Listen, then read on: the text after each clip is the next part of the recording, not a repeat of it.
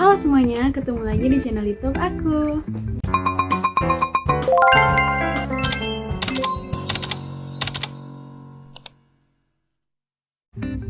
Oke, materi yang akan kita bahas di video kali ini adalah tentang konsep manajemen pendidikan tingkat sekolah dasar pada mata kuliah manajemen pendidikan. Yuk langsung aja simak video ini ya.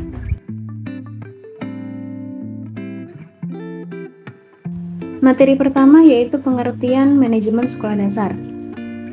Sekolah dasar adalah sebuah organisasi sosial yang mempunyai tujuan yang telah ditetapkan. Tujuan utama sekolah dasar memberikan pendidikan yang berkualitas kepada peserta didik di sekolah dasar. Sekolah dasar memiliki staf sendiri yang merupakan sumber daya manusia yang dimiliki. Jadi, manajemen sekolah dasar merupakan kegiatan mengelola atau mengatur sekolah dasar.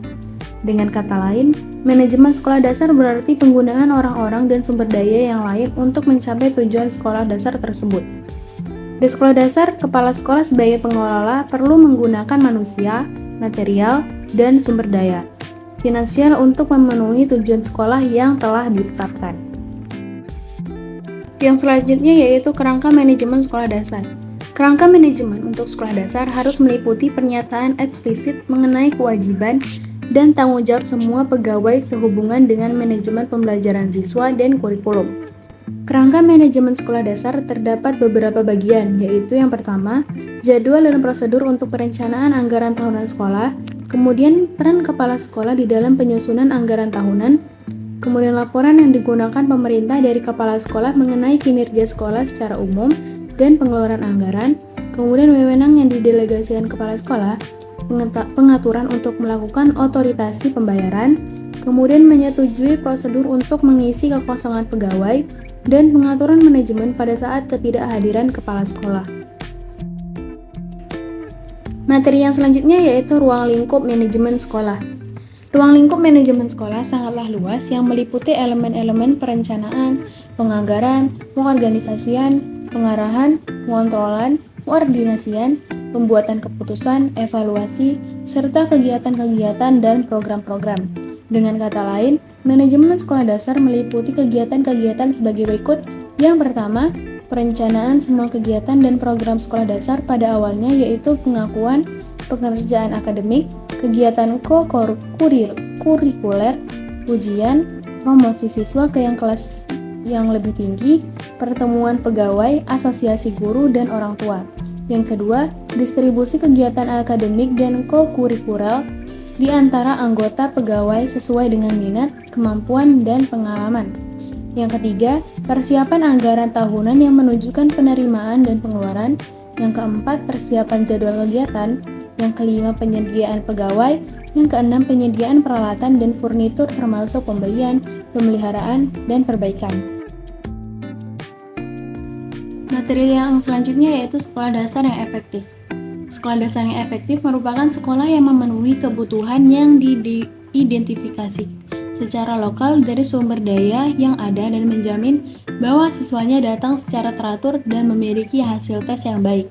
Menurut definisi ini, sekolah dasar yang efektif lebih memfokuskan pada kualitas hasil daripada kualitas proses yang dilaksanakan.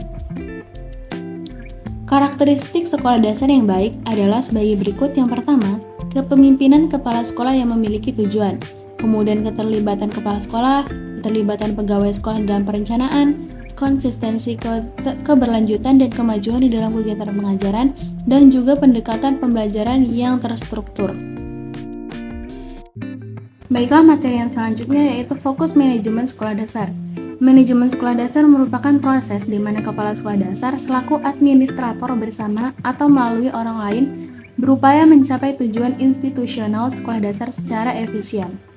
Fokus manajemen sekolah dasar adalah memberikan bekal kemampuan dasar kepada siswa untuk mengembangkan kehidupannya sebagai pribadi, anggota masyarakat, warga negara, dan anggota umat manusia, serta mempersiapkan siswa untuk mengikuti pendidikan menengah.